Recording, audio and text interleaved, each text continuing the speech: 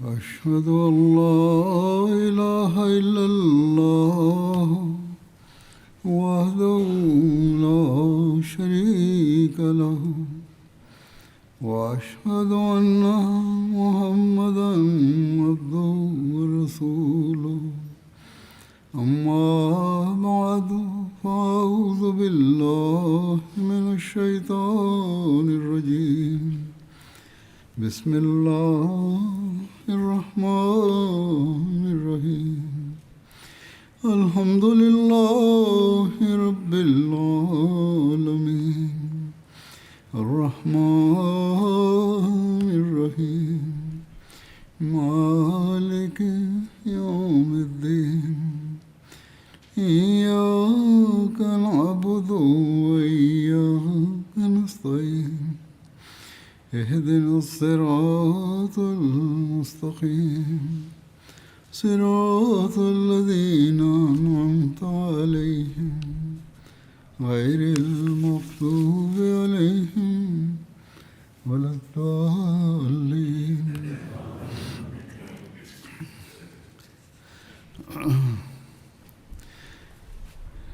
കഴിഞ്ഞ ജുമുഅയിൽ ഞാൻ 3 വലിയ ബിംബങ്ങളെ തകർത്തതിനെക്കുറിച്ച് പരാമർശിച്ചിരുന്നു.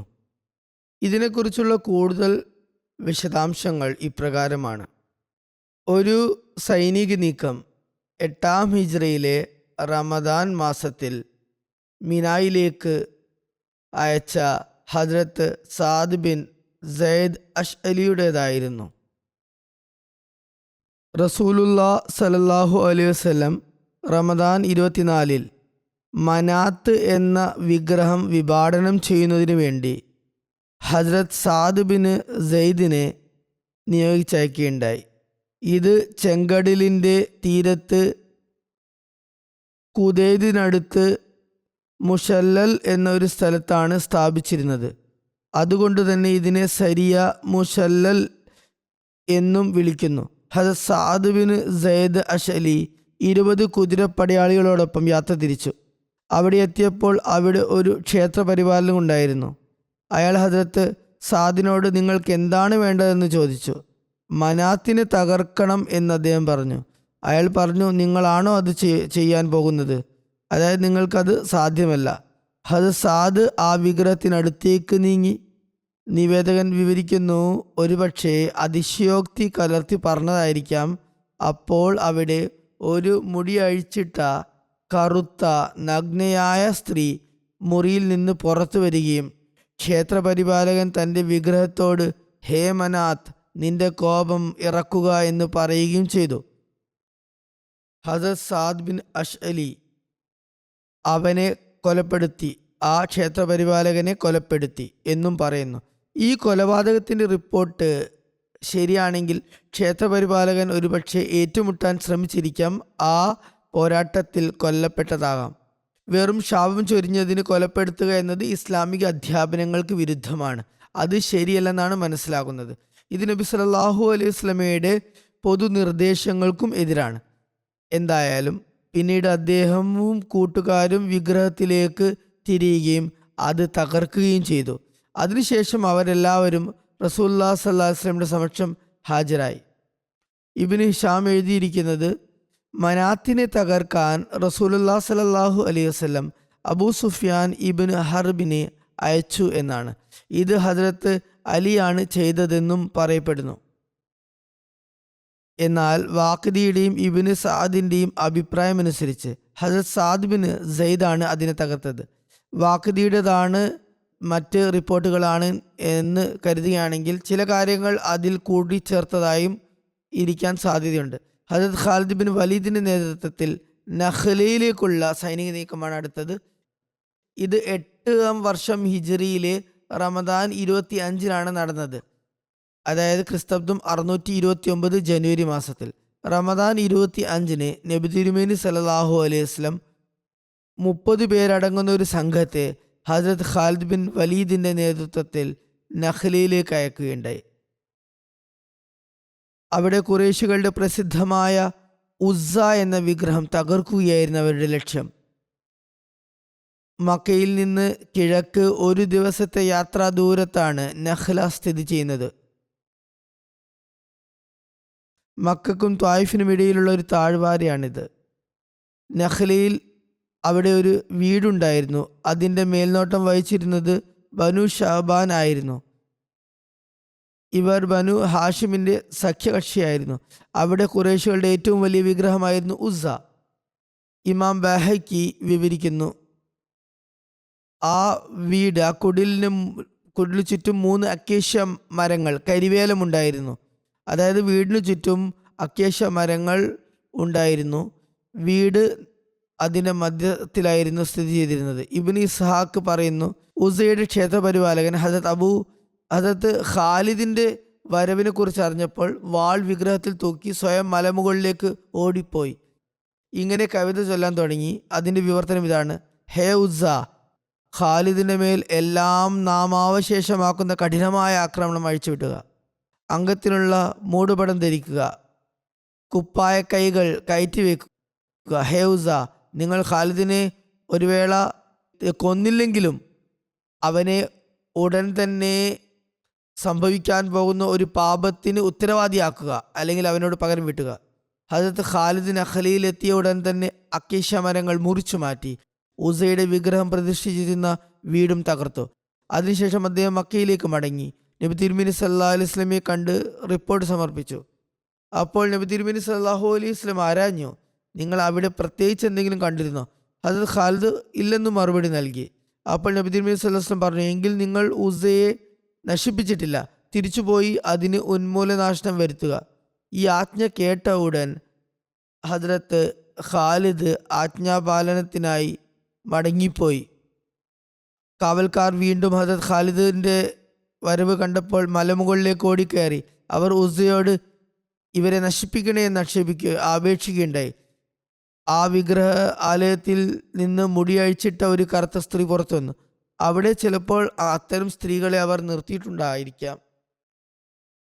അപ്പോൾ ഹദരത്ത് ഖാലിദ് ഈ വരികൾ ചൊല്ലുകയായിരുന്നു: അല്യൗസ. അറബിയിലായിരുന്നു ആ കവിത. ആ കവിത ഇപ്രകാരമാണ്: യൗസ കുഫ്രാനക ലാ സുബ്ഹാനക് ഇന്നി റായത്തുല്ലാഹ ഖദ് അഹാനക്.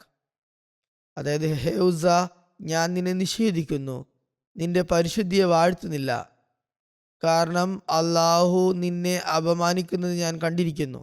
അതിനുശേഷം അദ്ദേഹം തിരിച്ചെത്തി നബി സല്ലല്ലാഹു അലൈഹി വസല്ലമയെ കണ്ട് നടന്നതെല്ലാം വിവരിച്ചു. അപ്പോൾ നബി സല്ലല്ലാഹു അലൈഹി വസല്ലം പറഞ്ഞു, നാം തിൽക്കൽ ഉസ്സ വഖദ് യഇസത് അൻ തുഅബദ ബി ബിലാദിക്കും അബദ. അതെ, ആ ഉസ്സയാണിത്. ഇനിമേൽ നിങ്ങളുടെ നാട്ടിൽ താൻ ആരാധിക്കപ്പെടില്ലെന്ന് അത് നിരാശപ്പെട്ടിരിക്കുന്നു. അടുത്തത് ഹസരത്ത് അംർ ബിൻ ആസിന്റെ നേതൃത്വത്തിൽ സുവായിലേക്കുള്ള സൈനിക നീക്കമാണ്. ഇതും ഇത്ര വർഷം 8 റമദാൻ മാസത്തിലാണ് നടന്നത്.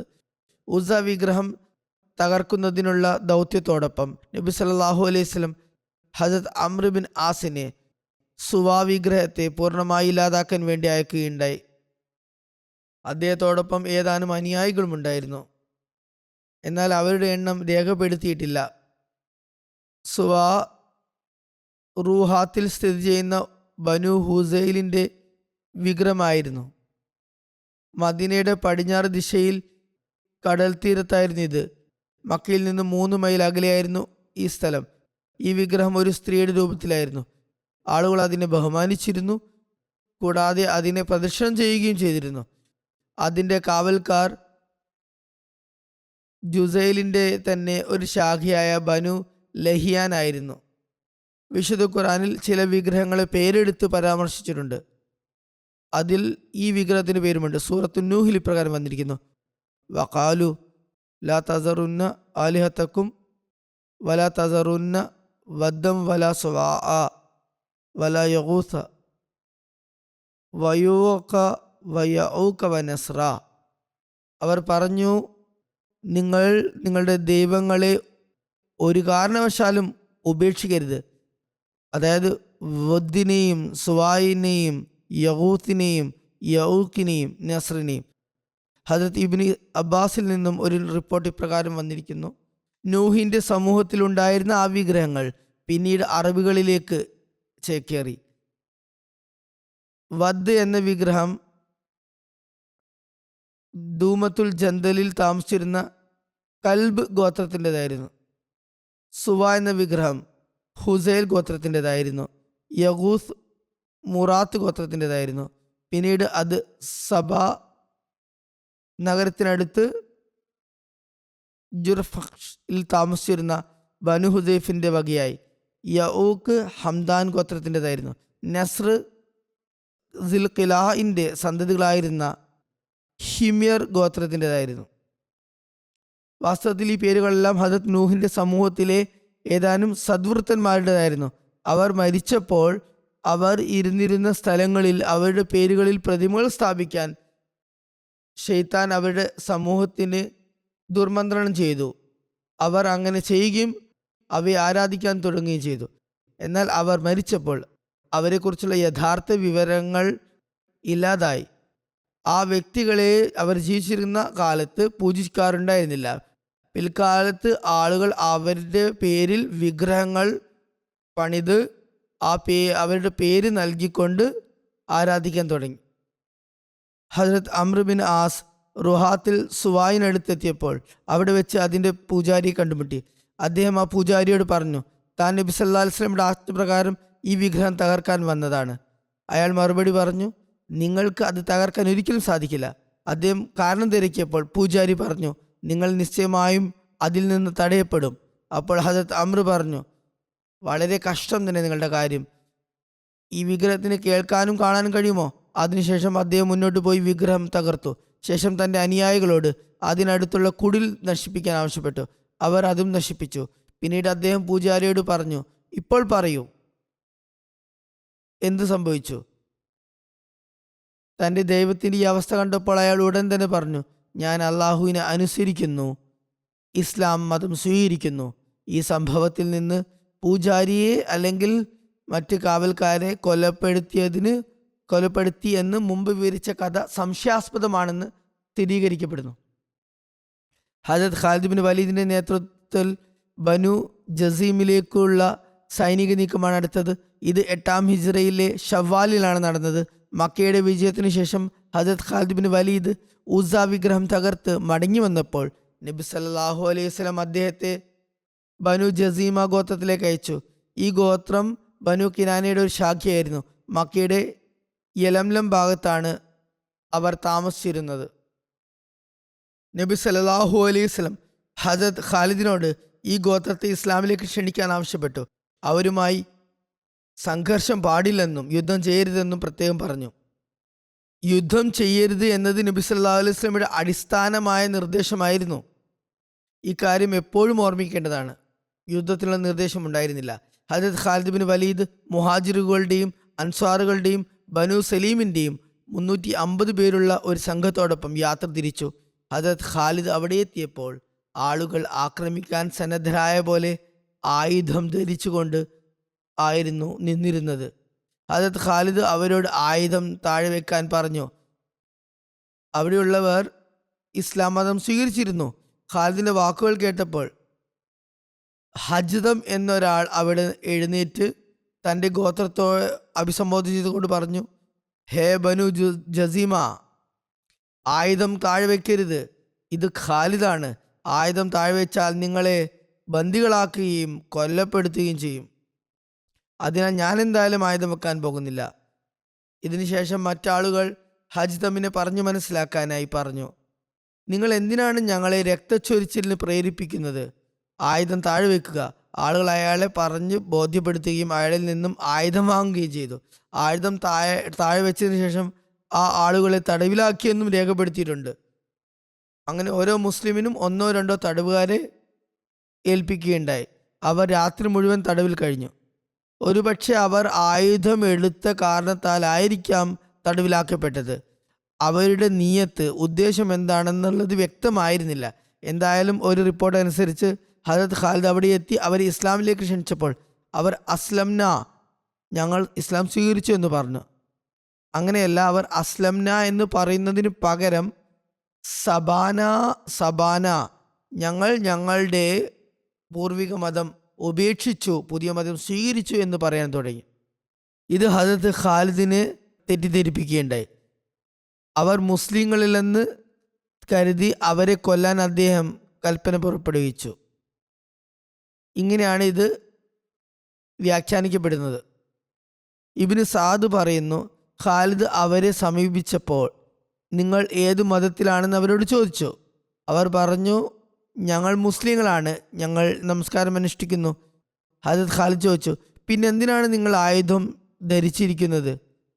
അവർ പറഞ്ഞു, ഞങ്ങളും ഒരു അറബ് ഗോത്രവും തമ്മിൽ ശത്രുത നടക്കുന്നുണ്ട്, അതുകൊണ്ട് നിങ്ങൾ ആ ശത്രുക്കളാണെന്ന് ഞങ്ങൾ ആശങ്കപ്പെട്ടു. ഈ സാഹചര്യത്തിൽ ഹദരത്ത് ഖാലിദ് കൂടുതൽ ജാഗരൂകനായി എന്നും അവരുടെ കാര്യത്തിൽ അദ്ദേഹത്തിൻ്റെ മനസ്സിൽ ചില സംശയങ്ങളും ആശങ്കകളും ഉടലെടുത്തുവെന്നും മനസ്സിലാക്കാം. എന്തായാലും റിപ്പോർട്ടുകളിൽ നിന്ന് മനസ്സിലാകുന്നത് ഈ തടവുകാർ നമസ്കരിക്കുകയും പ്രത്യക്ഷത്തിൽ മുസ്ലിങ്ങളായി കാണപ്പെടുകയും ചെയ്തിരുന്നു എന്നാണ്. എന്നാൽ ചില തടവുകാർ, പ്രത്യേകിച്ച് ധിക്കാരം പ്രകടിപ്പിച്ചിരുന്ന ഹജ്ദമിനെയും അവനെ അനുകൂലിച്ചിരുന്ന സിൽബന്ദികളെയും പോലുള്ളവരെ കുറിച്ച് ഹദരത്ത് ഖാലിദിന് നിശ്ചയമില്ലായിരുന്നു. അവർ സബാന എന്ന് പറഞ്ഞത് അദ്ദേഹത്തെ കൂടുതൽ ജാഗ്രതയുള്ളവനാക്കി.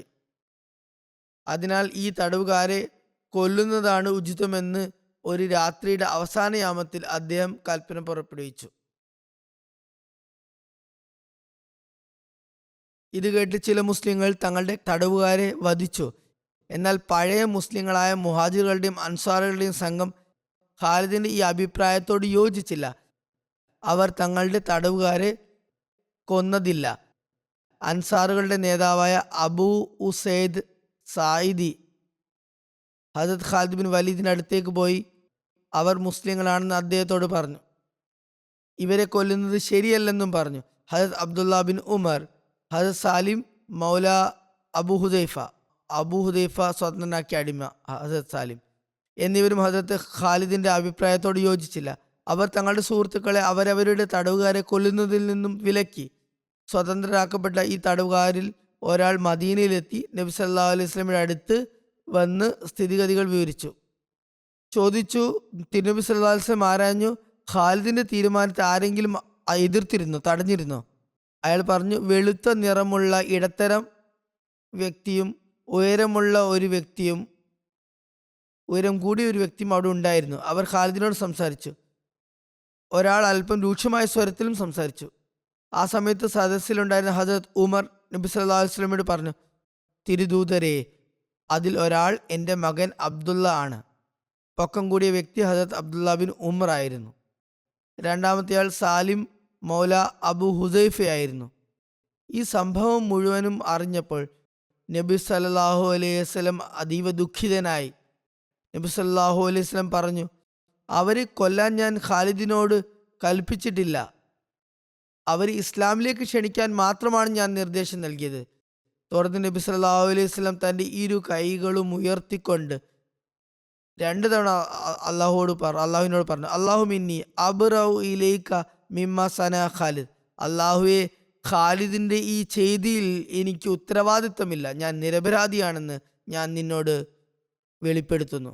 അങ്ങനെ നബി സല്ലല്ലാഹു അലൈഹി വസല്ലം ഖാലിദ് ബിൻ വലീദിനോടുള്ള അതൃപ്തി രേഖപ്പെടുത്തി. കാരണം അദ്ദേഹം തിടുക്കപ്പെട്ട് പ്രവർത്തിക്കുകയാണ് ഉണ്ടായത്. കൃത്യമായി അന്വേഷിക്കേണ്ടതുണ്ടായിരുന്നു.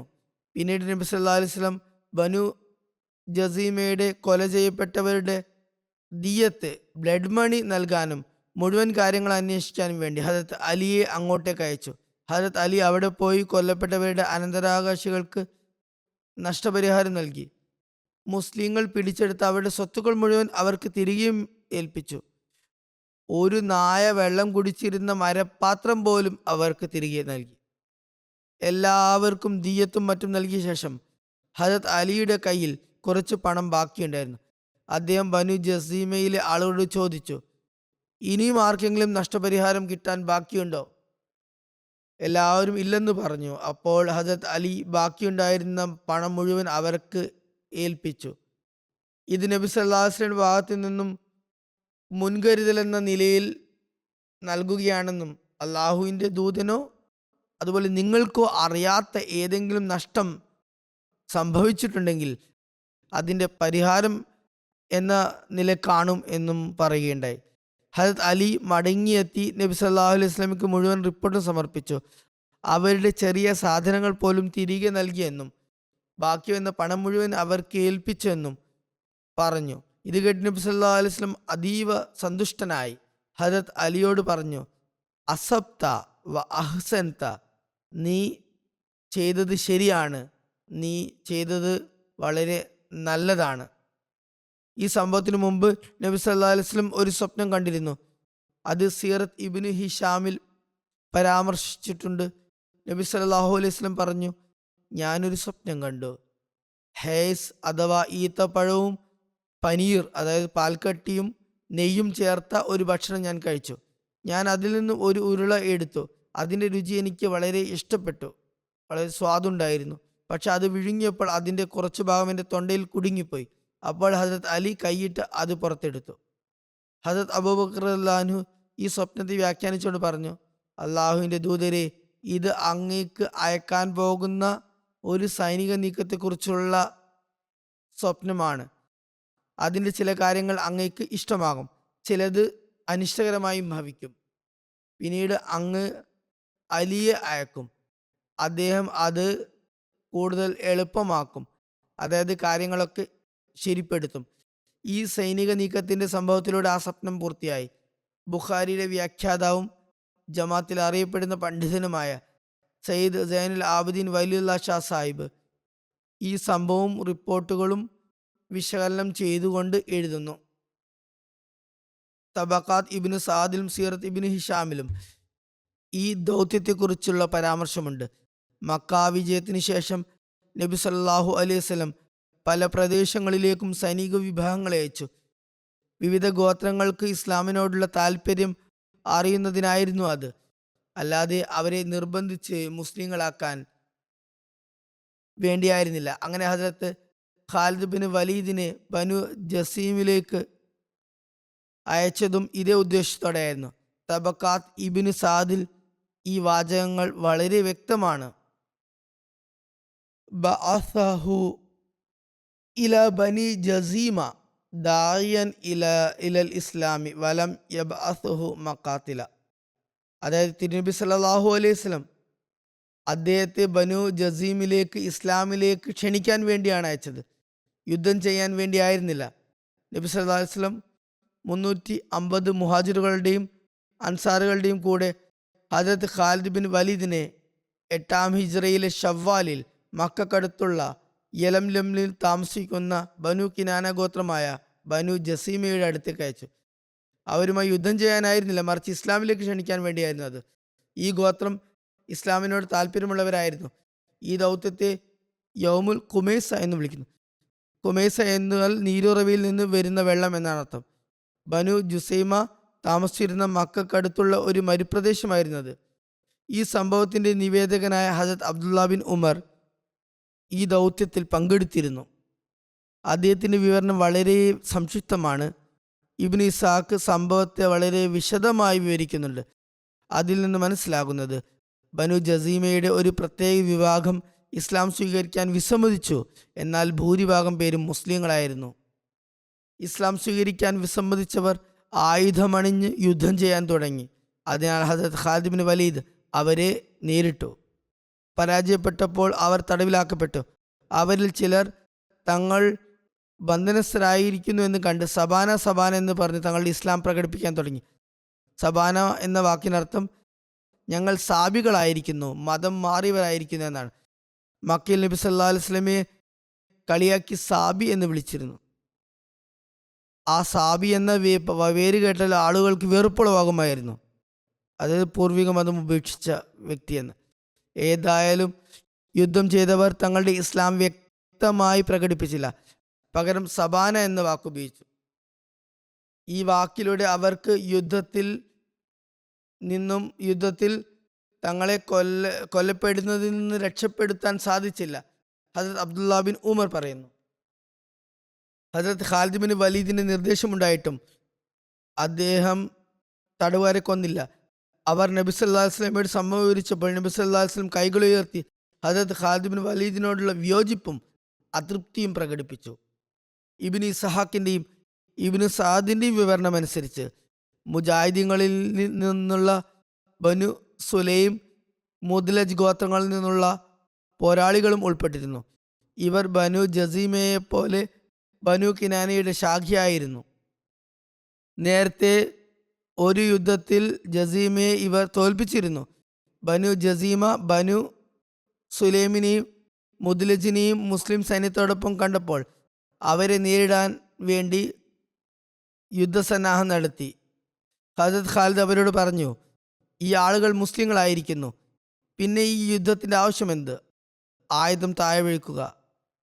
നേരത്തെ പറഞ്ഞതുപോലെ ഹജ്ദം എന്ന നേതാവ് അവരുടെ ആയുധം താഴെ വയ്ക്കരുതെന്നും അല്ലെങ്കിൽ അവർ കൊല്ലപ്പെടുകയോ തടവിലാക്കപ്പെടുകയോ ചെയ്യുമെന്നും ഉപദേശിച്ചു. ഗോത്രത്തിലെ ചില ആളുകൾ അയാളെ തടഞ്ഞു. എന്തിനാണ് നിങ്ങൾ രക്തച്ചൊരിച്ചിലിന് ശ്രമിക്കുന്നത്? ആളുകൾ മുസ്ലിങ്ങളായിരിക്കുന്നു എന്ന് പറഞ്ഞു. ഇബ്നു ഹിഷാമിൻ്റെ വിവരണത്തിൽ ഈ ബനു കിനാന ഗോത്രങ്ങൾക്കിടയിൽ പഴയ രക്തച്ചൊരിച്ചിലിൻ്റെ പ്രതികാരമെടുക്കാനുള്ള ആഗ്രഹമുണ്ടായിരുന്നു.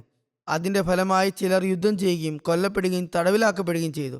ബനു സുലൈമിലെ യോദ്ധാക്കളിൽ ചിലർ ഹസരത്ത് ഖാലിദ് ബിൻ വലീദിൻ്റെ ഉത്തരവ് പ്രകാരം തങ്ങളുടെ തടവുകാരെ കൊല്ലുകയും തങ്ങളുടെ പഴയ പ്രതികാരം കുടിപ്പക വീട്ടുകയും ചെയ്തതായി മനസ്സിലാക്കാം.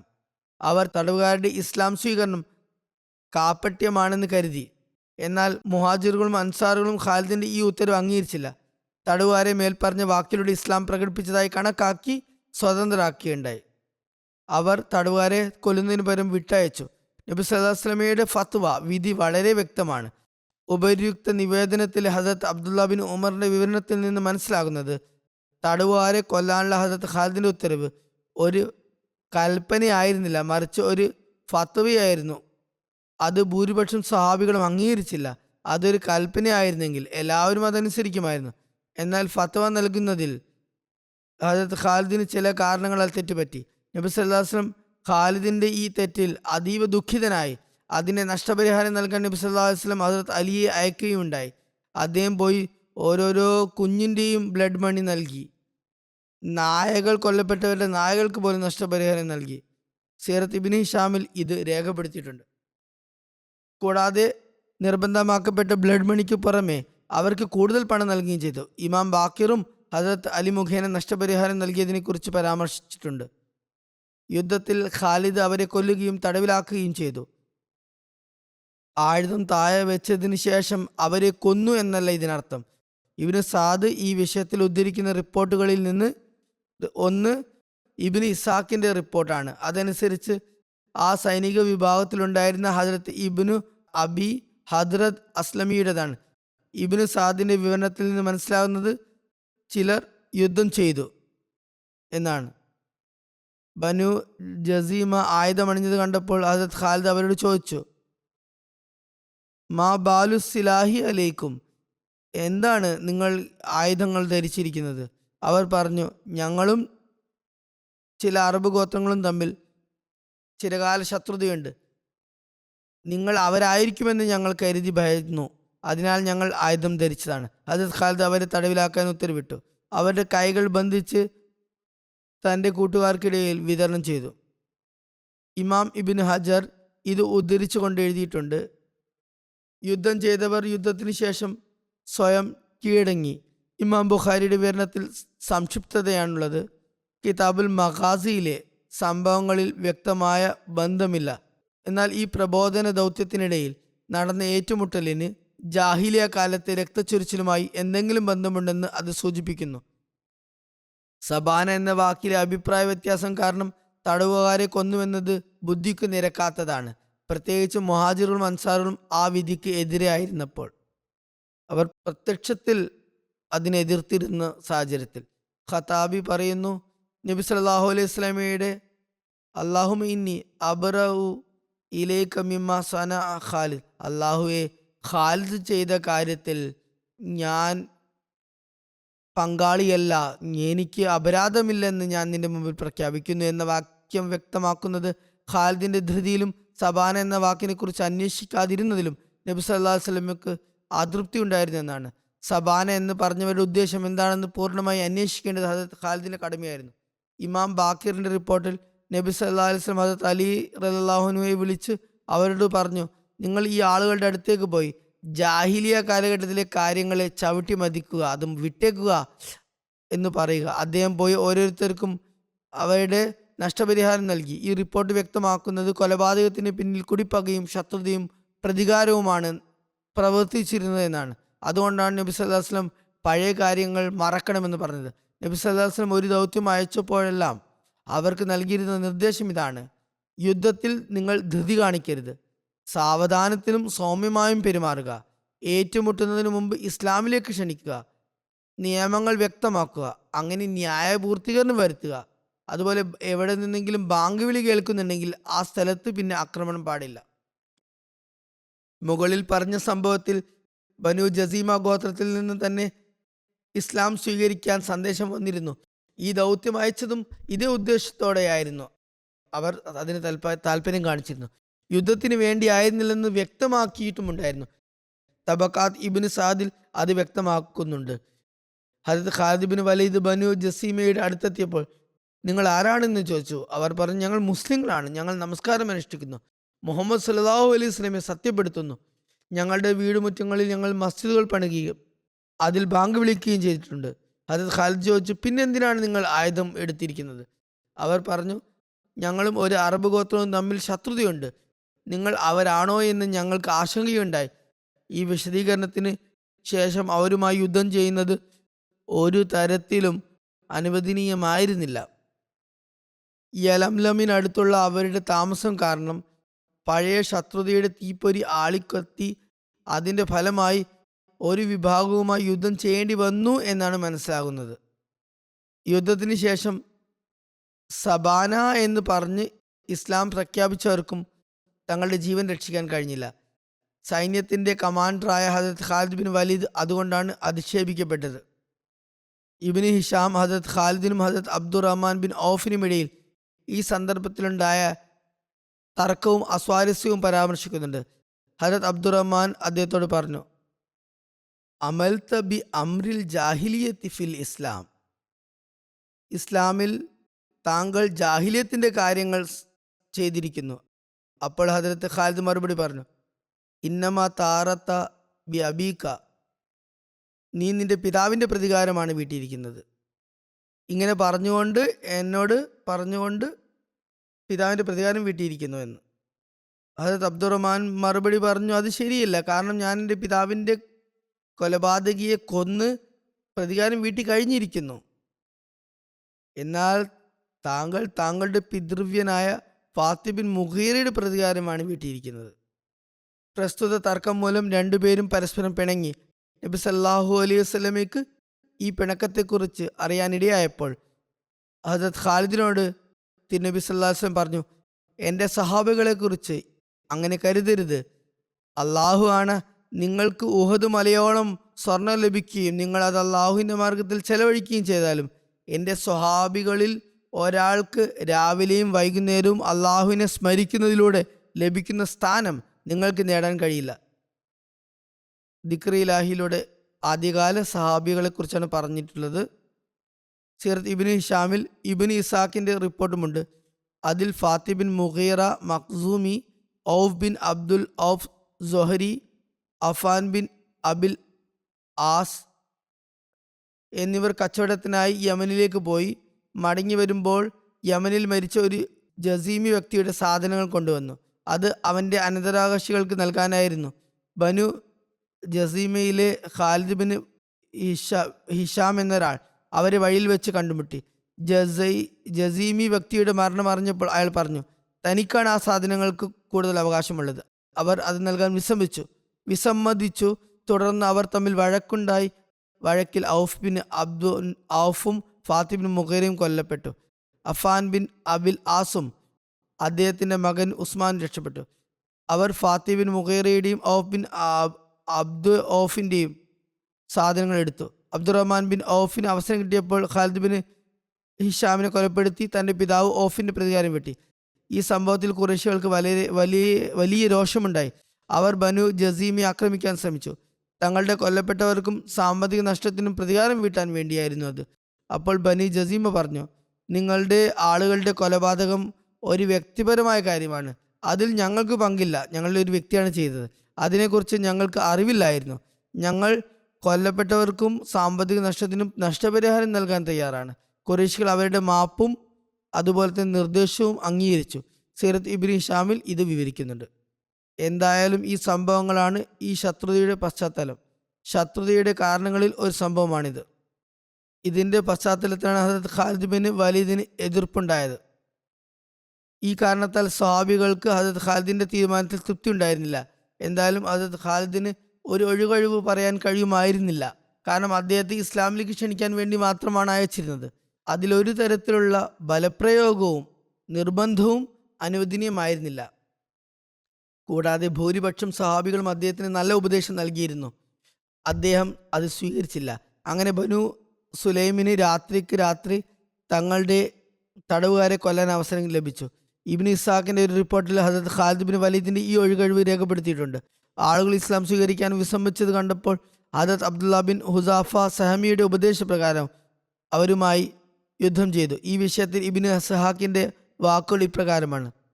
ചില ആളുകൾ പറയുന്നത് ഹദരത്ത് ഖാലിദിന് ഈ കൊലപാതകത്തിൽ ഒഴികഴിവുള്ളവനാണ് എന്നാണ്. കാരണം അബ്ദുള്ള ബിൻ ഹുസാഫ സഹമി അദ്ദേഹത്തോട് പറഞ്ഞത് ഈ ആളുകൾ ഇസ്ലാമിൽ നിന്ന് അകന്ന് ഇരിക്കുകയാണ്, അതുകൊണ്ട് അവരെ കൊല്ലാൻ നബി സല്ലല്ലാഹു അലൈഹി വസല്ലം നിങ്ങളോട് കൽപ്പിച്ചിരുന്നു എന്നാണ്. ഈ ഒഴികഴിവ് എന്നാൽ ശരിയല്ല. കാരണം ഖാലിദായിരുന്നു അമീർ, അബ്ദുള്ള ബിൻ ഹുദാഫ സഹമി ആയിരുന്നില്ല. അദ്ദേഹം അന്വേഷിക്കേണ്ടതായിരുന്നു. അറിഞ്ഞോ അറിയാതെയോ ഇങ്ങനൊരു പിഴവ് സംഭവിച്ചു. എന്തായാലും സൈന്യത്തിന്റെ കമാൻഡർ ഈ തെറ്റിന് ഉത്തരവാദിയായിരുന്നു. പ്രത്യേകിച്ച് നബി സല്ലല്ലാഹു അലൈഹി വസല്ലം അന്വേഷണത്തിന് ശേഷം ഖാലിദിനോട് കടുത്ത അതൃപ്തിയും അദ്ദേഹത്തിൽ നിന്നും വിടുതൽ പ്രഖ്യാപിക്കുകയും ചെയ്തപ്പോൾ നബി സല്ലല്ലാഹു അലൈഹി വസല്ലമയുടെ തീരുമാനത്തിന് ശേഷം അതിന് ഒഴികഴിവ് കണ്ടുപിടിക്കാൻ ശ്രമിക്കുന്നത് ശരിയല്ല. നബി സല്ലല്ലാഹു അലൈഹി വസല്ലം പറഞ്ഞു, നിങ്ങൾക്ക് തെറ്റുപറ്റി എന്നിട്ട് പറഞ്ഞ് അകലം പ്രഖ്യാപിച്ചു. അത് മതി. എന്തായാലും ഒഴികഴിവ് കണ്ടുപിടിക്കാൻ ശ്രമിച്ചാൽ ഇസ്ലാമിൻ്റെ മതസ്വാതന്ത്ര്യത്തെക്കുറിച്ചുള്ള അടിസ്ഥാനപരമായ പഠനത്തിന് അത് ദോഷകരമായി ഭവിക്കും. നബി സല്ലല്ലാഹു അലൈഹി വസല്ലം യുദ്ധം ചെയ്യുന്നവരുമായി മാത്രമേ യുദ്ധം ചെയ്യാൻ അനുവാദം നൽകിയിട്ടുള്ളൂ. ഇസ്ലാമിൻ്റെ പ്രബോധനത്തിൽ മൃദു സമീപനം കാണിക്കാൻ നിർദ്ദേശിച്ചു. മക്ക വിജയത്തിന് ശേഷം നബി സല്ലല്ലാഹു അലൈഹി വസല്ലം നിരവധി ദൗത്യങ്ങൾ അറബ് ഗോത്രങ്ങളിലേക്ക് ദാവത്ത് ഇസ്ലാമിന് വേണ്ടി ഇസ്ലാമിലേക്ക് ക്ഷണിക്കാൻ വേണ്ടി അയക്കുകയുണ്ടായി. അവയുടെ അമീറുമാർക്ക് യുദ്ധം ഒഴിവാക്കാൻ വ്യക്തമായ നിർദ്ദേശവും നൽകിയിരുന്നു. സൈന്യാധിപന്മാർക്ക് ഇസ്ലാമിക ചരിത്ര ഗ്രന്ഥങ്ങളിലും കുത്തുബ് മഗാസിയിലും യുദ്ധങ്ങൾ സംബന്ധിച്ച ഗ്രന്ഥങ്ങളിലും ഈ സംഘങ്ങളെ ഇസ്ലാമിലേക്ക് ക്ഷണിക്കാൻ വേണ്ടിയാണ് അയച്ചതെന്ന് വ്യക്തമാക്കുന്നുണ്ട്. സീറത്ത് ഇബ്നു ഹിശാമും തബക്കാത്ത് ഇബ്നു അസാദും ഇക്കാര്യം മുമ്പ് പറഞ്ഞിട്ടുണ്ട്. അല്ലാമ തബരിയും ഇപ്രകാരം വിശദീകരിക്കുന്നു. നബി സല്ലല്ലാഹു അലൈഹി വസല്ലം മക്കയുടെ ചുറ്റും സൈനിക വിഭാഗങ്ങളെ അയച്ചു. ആളുകളെ വിഗ്രഹാരാധനയിൽ നിന്ന് മാറ്റി അള്ളാഹുവിനെ മാത്രം ആരാധിക്കാൻ ക്ഷണിക്കാൻ വേണ്ടിയായിരുന്നു അത്. അവരോട് യുദ്ധം ചെയ്യാൻ ഒരു കാരണവശാലും കൽപ്പിച്ചിരുന്നില്ല. അങ്ങനെ ഒരു നിർദ്ദേശം ഉണ്ടായിരുന്നില്ല. എന്തായാലും ഇന്നത്തെ തീവ്ര ചിന്താഗതിക്കാരായ മൗലവിമാർ ഈ കാര്യങ്ങളെ കൊലയ്ക്കും യുദ്ധത്തിനും ന്യായീകരണമായി ഉപയോഗിക്കുന്നു. പക്ഷെ നബി സല്ലല്ലാഹു അലൈഹി വസല്ലമയുടെ വ്യക്തമായ അധ്യാപനം നിങ്ങൾക്കെതിരെ യുദ്ധം ചെയ്യാത്തവരോട് നിങ്ങൾ യുദ്ധം ചെയ്യരുത്, അതൊരു കുറ്റമാണെന്നാണ്.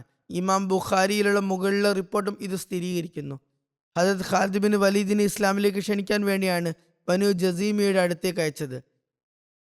ഫദഅഹും ഇലൽ ഇസ്ലാം, അദ്ദേഹം അവരെ ഇസ്ലാമിലേക്ക് ക്ഷണിച്ചു എന്ന് അതിൽ പറയുന്നു. പരിഭ്രാന്തിയിൽ അവർക്ക് ഞങ്ങൾ ഇസ്ലാം സ്വീകരിച്ചു എന്ന് ശരിയായി പറയാൻ കഴിഞ്ഞില്ല. പകരം ഞങ്ങളുടെ മതം ഉപദേശിച്ചു എന്ന് പറയാൻ തുടങ്ങി. അസ്ലംന എന്ന് പറയുന്നതിന് പകരം സബാന എന്ന് പറഞ്ഞു. ഈ വാക്ക് മുഴുവൻ ഗോത്രത്തെയും സംബന്ധിച്ചായിരുന്നില്ല. കാരണം അവരിൽ ഭൂരിഭാഗം പേരും മുസ്ലിങ്ങളായിരുന്നു. മറിച്ച് പ്രതികാരം ചെയ്യപ്പെടുമെന്ന് ഭയന്നിരുന്ന ഒരു പ്രത്യേക കുടുംബത്തെ സംബന്ധിച്ച് മാത്രമായിരുന്നു ഇത്. അതുകൊണ്ടാണ് അവർ ആയുധമണിഞ്ഞ് യുദ്ധം ചെയ്യാൻ തുടങ്ങിയത്. യുദ്ധത്തിൽ പരാജയം കണ്ടപ്പോൾ അവർ സബാന എന്ന് പറഞ്ഞ് ഇസ്ലാം പ്രഖ്യാപിച്ചു. ഇമാം ബുഖാരിയുടെ റിപ്പോർട്ടിൽ വളരെ സംക്ഷിപ്തതയുണ്ട്. അദ്ദേഹത്തിൻ്റെ ആധികാരികതയുടെ മാനദണ്ഡങ്ങൾക്കനുസരിച്ചുള്ള റിപ്പോർട്ടുകൾ മാത്രമാണ് അദ്ദേഹം സ്വീകരിച്ചത്. ഹജ്ദം തൻ്റെ ആളുകളോട് ആയുധം താഴെ വയ്ക്കരുത്, പകരം യുദ്ധം ചെയ്യണമെന്ന് ഉപദേശിച്ചിരുന്നു. ഇത് മുൻ രക്തച്ചൊരിച്ചിൽ കാരണമുള്ള അവൻ്റെ ഭയത്തെ സൂചിപ്പിക്കുന്നു. ഇബ്നു ഇസ്ഹാഖിൻ്റെ ആദ്യ റിപ്പോർട്ടിൽ അവൻ്റെ വാക്കുകൾ ഇപ്രകാരമാണ് രേഖപ്പെടുത്തിയിരിക്കുന്നത്: ഓ ബനു ജസീമ, ഓർമ്മിക്കുക, ഇത് ഖാലിദാണ്. ആയുധം താഴെ വയ്ക്കുന്ന പക്ഷം നിങ്ങൾക്ക് തടവും ബന്ധനവും നേരിടേണ്ടി വരും. അതിനുശേഷം നിങ്ങളുടെ തല കൊയ്യപ്പെടും. അവൻ്റെ ഗോത്രത്തിലെ ചില ആളുകൾ അവനെ പിടിച്ചുകൊണ്ട് പറഞ്ഞു, നിങ്ങൾ എന്തിനാണ് രക്തച്ചൊരിച്ചിൽ ആഗ്രഹിക്കുന്നത്? ആളുകൾ മുസ്ലിങ്ങളായിരിക്കുന്നു, ആയുധം താഴെ വെച്ചിരിക്കുന്നു, യുദ്ധം അവസാനിച്ചിരിക്കുന്നു, ഇപ്പോൾ സമാധാനാന്തരീക്ഷമാണുള്ളത്. ആളുകൾ അയാളെ ബോധ്യപ്പെടുത്തുകയും അയാളുടെ കയ്യിൽ നിന്ന് ആയുധം വാങ്ങുകയും ചെയ്തു. ഹദരത്ത് ഖാലിദിന്റെ വാക്ക് കേട്ട് മറ്റാളുകളും ആയുധം താഴെ വെച്ചു. സീറത്ത് ഇബ്നു ഹിഷാമിൽ ഇപ്രകാരമാണ് വന്നിരിക്കുന്നത്. ഈ വിവരണം വ്യക്തമാക്കുന്നത് ഹജ്ദമിന്റെ ഭയം അടിസ്ഥാനരഹിതമായിരുന്നില്ലെന്നാണ്. സ്വഹാബികൾ ആ ഗോത്രത്തിലെ പുതിയ മുസ്ലിങ്ങളെ ഇസ്ലാം പഠിപ്പിക്കാൻ വേണ്ടി കുറച്ചു കാലം അവിടെ തങ്ങിയതായി മനസ്സിലാക്കുന്നു. റിപ്പോർട്ടിൽ ഹത്ത ഇദാ കാന യൗമൻ അമർ ഖാലിദുൻ, ഒരു ദിവസം ഖാലിദ് കൽപ്പിച്ചു എന്ന വാക്കുകൾ സൂചിപ്പിക്കുന്നത് താമസിക്കുന്നതിനിടയിൽ ഒരു സുഖകരമല്ലാത്ത സാഹചര്യം ഉടലെടുത്തു. അതിന്റെ ഫലമായി ഗോത്രത്തിലെ ചില ആളുകളുമായി യുദ്ധമുണ്ടായി. അവർ പരാജയപ്പെടുകയും തടവിലാക്കപ്പെടുകയും ചെയ്തു എന്നാണ്. തടവുകാരെ മുജാഹിദീങ്ങളുടെ യോദ്ധാക്കളുടെ ചുമതലയിൽ ഏൽപ്പിച്ചപ്പോൾ ചില വ്യക്തികൾക്ക് പഴയ പ്രതികാരം വീട്ടാൻ അവസരം ലഭിച്ചതിൽ അവർ അവരെ കൊലപ്പെടുത്തിയതാകാനും മതി. ഇബ്നു ഹിഷാം ഈ വിഷയത്തിൽ ഇബ്രാഹിം ബിൻ ജാഫർ മഹ്മൂദിയുടെ റിപ്പോർട്ടിലൂടെ നബി സല്ലല്ലാഹു അലൈഹി വസല്ലമയുടെ സ്വപ്നവും ഹദരത്ത് അബൂബക്കറിന്റെ വ്യാഖ്യാനവും പരാമർശിക്കുന്നുണ്ട്. ഞാൻ മുമ്പ് പറഞ്ഞതുപോലെ നബി സല്ലല്ലാഹു അലൈഹി വസല്ലം ഈത്തപ്പഴം, സത്തു, നെയ്യ് എന്നിവയുടെ ഭക്ഷണം കഴിച്ചു. അത് രുചികരമായിരുന്നു. പക്ഷെ ഒരു ഉരുള തൊണ്ടയിൽ കുടുങ്ങി. ഹദരത്ത് അലി കൈയിട്ട് അത് പുറത്തെടുത്തു. ഹദരത്ത് അബൂബക്കർ സിദ്ദീഖ് റളിയല്ലാഹു അൻഹു ഇതിനെ ഒരു പ്രബോധന സംഘവുമായി ബന്ധിപ്പിച്ചു. ഹദരത്ത് അലിയെ അയച്ച് ഖാലിദിനെ തെറ്റിദ്ധരുത്താൻ ഉപദേശിച്ചു.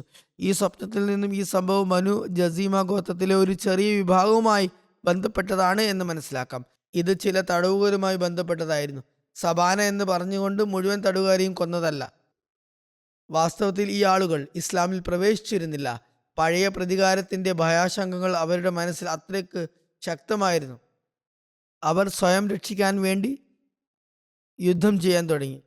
ഹദരത്ത് ഖാലിദിന്റെ സൈന്യത്തിൽ ഉൾപ്പെട്ടിരുന്ന സുലൈം ബിൻ മൻസൂർ, മുദ്ലജ് ബിൻ മുറ എന്നീ ഗോത്രങ്ങളിലെ ചില അംഗങ്ങൾ പ്രതികാരം ചെയ്യുമെന്ന് ഭയപ്പെട്ടിരുന്നു. സുലൈം ഗോത്രത്തിലെ ആളുകൾ തന്നെ തങ്ങളുടെ തടവുകാരെ ഈ രാത്രിയിൽ കൊന്നു പ്രതികാരം വീട്ടി. മുഹാജിറുകളിൽ നിന്നും അൻസാറുകളിൽ നിന്നും ആരും തന്നെ തങ്ങളുടെ തടവുകാരെ കൊന്നിട്ടുണ്ടായിരുന്നില്ല. പകരം അവർ വിട്ടയച്ച് നബി സല്ലല്ലാഹു അലൈഹി വസല്ലമയുടെ നിർദ്ദേശങ്ങളും ഉത്തമ മാതൃകയുമാണ് പിന്തുടർന്നത്. ബുഖാരിയുടെ ഈ വ്യാഖ്യാനം ഹദരത്ത് വലിയുള്ള ഷാ സാഹിബ് എഴുതിയിട്ടുണ്ട്. അദ്ദേഹം ഒരു നല്ല പഠനാത്മകമായ കുറിപ്പും ചേർത്തിട്ടുണ്ട്. ഹദരത്ത് ഖാലിദ് ബിൻ വലീദിന് യാതൊരു ദുരുദ്ദേശവും ഇല്ലായിരുന്നു എന്നത് വ്യക്തമാണ്. അത് അദ്ദേഹത്തിന്റെ ഒരു വ്യാഖ്യാനപരമായ തെറ്റായിരുന്നു, ഇജ്തിഹാദി ആയിട്ടുള്ള തെറ്റായിരുന്നു. തിടുക്കത്തിൽ അദ്ദേഹം ഒരു തീരുമാനമെടുത്തു. ഒരു സൈനിക കമാൻഡർ എന്ന നിലയിൽ തെറ്റുപറ്റി. അതിനുശേഷം സംഭവിച്ച കാര്യങ്ങൾക്ക് അദ്ദേഹം ഉത്തരവാദിയുമായിരുന്നു. അതുകൊണ്ടാണ് നബി സല്ലല്ലാഹു അലൈഹി വസല്ലം അദ്ദേഹത്തോട് അതൃപ്തി പ്രകടിപ്പിക്കുകയും അള്ളാഹുവിനോട് അദ്ദേഹത്തിൽ നിന്നും തൻ്റെ അകലം പ്രഖ്യാപിക്കുകയും ചെയ്തത്. നബി സല്ലല്ലാഹു അലൈഹി വസല്ലം മുഴുവൻ കാര്യവും അന്വേഷിച്ചപ്പോൾ ചില തെറ്റിദ്ധാരണകൾ കാരണമാണ് കൊലപാതകങ്ങൾ നടന്നതെന്ന് തെളിഞ്ഞു. അതുകൊണ്ടാണ് നബി സല്ലല്ലാഹു അലൈഹി വസല്ലം പ്രതികാരത്തിന് പകരമായി ബ്ലഡ് മണി നൽകാൻ, പ്രായശ്ചിത്തം ചെയ്യാൻ തീരുമാനിച്ചത്. കസാസ് അല്ല, അവിടെ ദിയത്താണ് നൽകിയത്. ഹദരത്ത് ഖാലിദ് ബിൻ വലീദ് തൻ്റെ റിപ്പോർട്ടും ക്ഷമാപണവും സമർപ്പിച്ചതിന് ശേഷം നബി സല്ലല്ലാഹു അലൈഹി വസല്ലം അദ്ദേഹത്തോട് ക്ഷമിച്ചു. ചിലർ അദ്ദേഹത്തെ ശിക്ഷിക്കുകയും ശപിക്കുകയും ചെയ്തു. അദ്ദേഹത്തോട് തിരുനബി സല്ലല്ലാഹു അലൈഹി വസല്ലം കടുത്ത നീരസം പ്രകടിപ്പിച്ചു എന്നൊക്കെ പറയുന്നത് തെറ്റാണ്. ഷാ സാഹിബ് എഴുതുന്നു, അദ്ദേഹം ഖാലിദിനോട് ക്ഷമിച്ചു എന്ന് മാത്രമല്ല, കുറച്ച് ദിവസങ്ങൾക്ക് ശേഷം ഹുനൈൻ യുദ്ധത്തിന് തയ്യാറാക്കിയ സൈന്യത്തിന്റെ മുന്നണി പോരാളികളെയും അതുപോലെ കുതിരപ്പടയുടെയും സേനാധിപനായി ഹദരത്ത് ഖാലിദിനെ നിശ്ചയിക്കുകയും ചെയ്തു. അത്ര അതൃപ്തി ഉണ്ടായിരുന്നെങ്കിൽ മറ്റൊരു സൈന്യത്തിന് അദ്ദേഹത്തെ ചുമതലക്കാരനാക്കില്ലായിരുന്നു. എന്നാൽ നബി സല്ലല്ലാഹു അലൈഹി വസല്ലം അദ്ദേഹത്തെ സേനാധിപനാക്കി. ഇതുകൂടാതെ മറ്റ് രണ്ട് ചെറിയ സൈനിക നീക്കങ്ങളെക്കുറിച്ചും പരാമർശമുണ്ട്. സരിയ യലംലം അതിലൊന്നാണ്. നബി സല്ലല്ലാഹു അലൈഹി വസല്ലം ഹദരത്ത് ഹിഷാം ബിൻ ആസിന്റെ നേതൃത്വത്തിൽ 200 പേരടങ്ങുന്ന ഒരു സൈനിക സംഘത്തെ മക്കയുടെ തെക്കുകിഴക്കായി സ്ഥിതി ചെയ്യുന്ന യലംലമിലേക്ക് അയച്ചു. ഇത് മക്കയ്ക്കും തായിഫിനും ഇടയിൽ 2 ദിവസത്തെ യാത്രാ ദൂരത്താണ് സ്ഥിതി ചെയ്യുന്നത്. അടുത്തത് സരിയ ഉറന. ഇത് അറഫാത്തിന്റെ മുന്നിലുള്ള ഒരു താഴ്വരയാണ്. നബി സല്ലല്ലാഹു അലൈഹി വസല്ലം ഹദരത്ത് ഖാലിദ് ബിൻ സയ്യിദ് ബിൻ ആസിന്റെ നേതൃത്വത്തിൽ 300 പേരടങ്ങുന്ന സൈന്യത്തെ ഈ ഭാഗത്തേക്ക് അയച്ചതായി പറയുന്നു. എന്തായാലും ഈ സൈനിക നീക്കങ്ങളെക്കുറിച്ച് മുഹമ്മദ് ബിൻ ഉമർ വാക്കിദി മാത്രമാണ് പരാമർശിച്ചിട്ടുള്ളത്. മറ്ററിയപ്പെടുന്ന ചരിത്രകാരന്മാർ ആരും ഇത് രേഖപ്പെടുത്തിയിട്ടില്ല. അതുകൊണ്ട് ഇത് ശരിയാണോ എന്ന് സംശയമുണ്ട്. ഇതിനെക്കുറിച്ച് കൂടുതൽ വിവരണങ്ങളും ലഭ്യമല്ല. പക്ഷേ ഒരു ചരിത്രകാരൻ എഴുതിയിരിക്കുന്നത് ഹദരത്ത് Khalid bin Saeed bin As ഉറന വരെ നയിച്ച സൈനിക സംഘത്തിന്റെ പ്രവർത്തനങ്ങളെക്കുറിച്ച് തങ്ങളുടെ അറിവിൽ ഒരു ചരിത്രകാരനും രേഖപ്പെടുത്തിയിട്ടില്ല. എന്നാൽ ഹുസൈൽ ഗോത്രത്തിൻ്റെ അടുത്തേക്ക് ഇത് അയച്ചതിൽ യാതൊരു അഭിപ്രായ വ്യത്യാസവുമില്ല. അവർ ഉറനയിലായിരുന്നു താമസിച്ചിരുന്നത്. എന്തായാലും ഈ സംഭവങ്ങളിൽ നിന്ന് നബി സല്ലല്ലാഹു അലൈഹി വസല്ലമയുടെ സ്വഭാവത്തെക്കുറിച്ച് നന്നായി മനസ്സിലാക്കാം. അദ്ദേഹം എവിടെയും കാർക്കശ്യം കാണിച്ചിട്ടില്ല. ഇസ്ലാം മതത്തിൻ്റെ ശത്രുക്കൾ പറയുന്നത് പോലെ യുദ്ധങ്ങളിൽ ആ മഹാത്മാവ് കൊലപാതകത്തിന് വേണ്ടി കൽപ്പിച്ചിരുന്നു എന്ന ആരോപണം തെറ്റാണ്. ചെറിയ തെറ്റുകൾ സംഭവിച്ചപ്പോൾ പോലും അദ്ദേഹം വലിയ അതൃപ്തിയാണ് പ്രകടിപ്പിച്ചത്. നബി സല്ലല്ലാഹു അലൈഹി വസല്ലം വളരെയധികം നീരസപ്പെടുകയുണ്ടായി, ചെറിയ ചെറിയ തെറ്റുകൾക്ക് പോലും. നബി സല്ലല്ലാഹു അലൈഹി വസല്ലമയുടെ മറ്റു യുദ്ധങ്ങളെക്കുറിച്ചും മറ്റ് സൈനിക നീക്കങ്ങളെക്കുറിച്ചും ഇൻഷാ അല്ലാഹ് അടുത്ത തവണ പറയുന്നതായിരിക്കും. आइंदा होगा.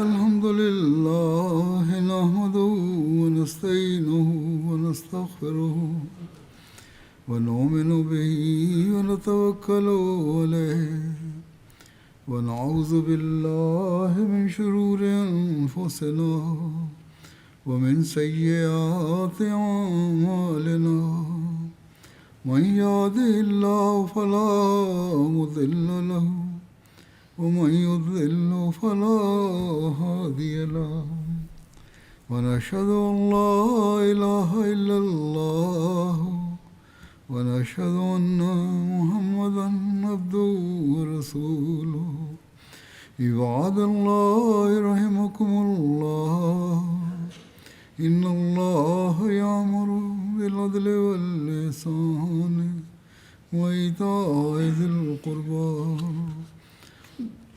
وينهى عن الفحشاء والمنكر والبغي يعظكم لعلكم تذكرون واذكروا الله يذكركم وادعوه يستجب لكم ولذكر الله أكبر.